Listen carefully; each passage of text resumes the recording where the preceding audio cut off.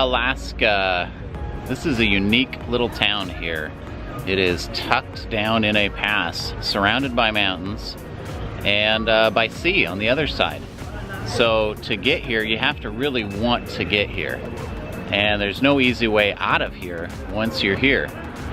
But we stopped here first on our way to Alaska because we're a homeschooling family. Why miss an opportunity to learn? So, why is Skagway important? Why did it get famous? So about 100 years ago, at the end of 1800s, gold was found in large amounts in Alaska. Skagway became the entry port for people coming looking for gold. The Gold Rush. So people would first come to Skagway, and then they'd go on the Chilkoot Pass, which is a trail that you've seen in some movies and you've seen pictures of. It goes over a mountain range and then ends up in a lake. They would take a ferry boat then the rest of the way to Dawson City, where they would then spread out and start looking for gold throughout Alaska. But Skagway was the entry point. So there's a national park here dedicated to the gold rush of Alaska. So we're gonna check it out. You know that in 1898, gold was discovered here on the shores of Skagway, and millions of people arrived on boats, put the gold in their pockets, and went home to live the rest of their lives rich and happy. No. But once that gold was discovered and people wanted to get into it, this route was overrun with Europeans. And they also decided to go up the White Pass. Chilkoot Trail was perfect for walking. It was about 33 miles from Tidewater to the Lake Bennett. But there's a portion of it that's kind of difficult to get up. A steep section called the Golden Stairs, where you gain over 1,000 feet of elevation in 1/8 of a mile. Whoa. That's a lot. So imagine doing that, but with a 50-pound pack on your back. Because when you got to the top, there was somebody wearing a funny hat like mine, but they were Canadian, and they wanted to make sure that you were prepared for what you were about to do. That they wouldn't have to take care of you once you got into Canada. So you had to carry with you a year's supply of stuff. On average, it weighed about 2,000 pounds, and 2,000 pounds is way more than anyone can carry at once. So a majority of the individuals broke up their outfit, gear, into packs of about 50 pounds each. How many trips would you have to make with a 50-pound pack to have 2,000 pounds at the other end? 40. So 40 times 33 is a whole lot. And I wouldn't want to do that. And it took months for these individuals to make it from Dyea or Skagway to Lake Bennett. Very good. We have 3 new junior rangers in the house today. We have Quentin and Tanner and Ashlyn. Good job. Woo! Says that you're a junior ranger. Klondike Gold Rush. For RV parking in Skagway, you've got a few options. There's a few RV parks. Yeah, I guess for where you're at, it's not too spendy, but it's about 45 bucks a night. And then I think some of them charge like $5 for each kid. I hate those kid tax fees. But we got a tip from a friend who had come to Skagway before us, and there is a city dump for brush just outside of town.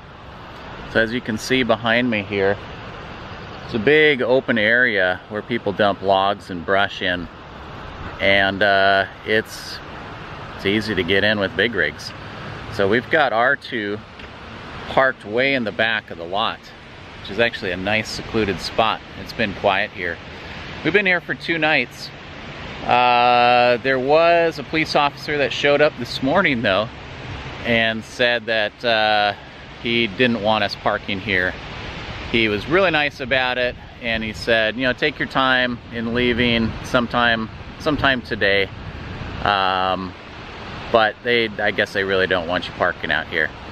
So I guess the information that we got wasn't correct. So I think what we're gonna do is go and park at one of those RV parks for the last night that we're here. It is right down on the water, across from the cruise ships. So it'll be a cool spot. I think the main reason we want to stay another night though is that it's been cloudy and overcast all the time that we've been here. We really want to see this valley when the sun comes out, which according to the weather is supposed to be tomorrow.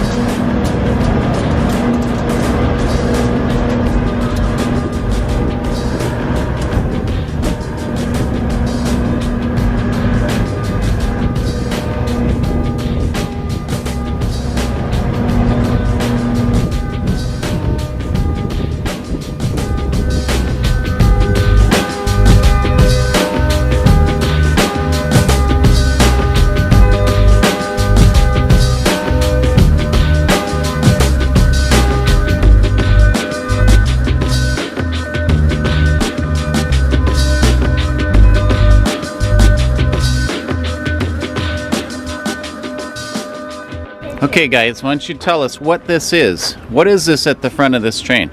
It's a huge snow plow. It's where all the snow that's on the tracks go on this, being sucked in, and then it just blows it out to the side.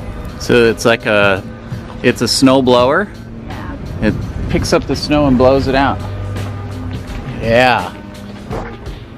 So this train is in its original position where the tracks used to be for what's called the White Pass.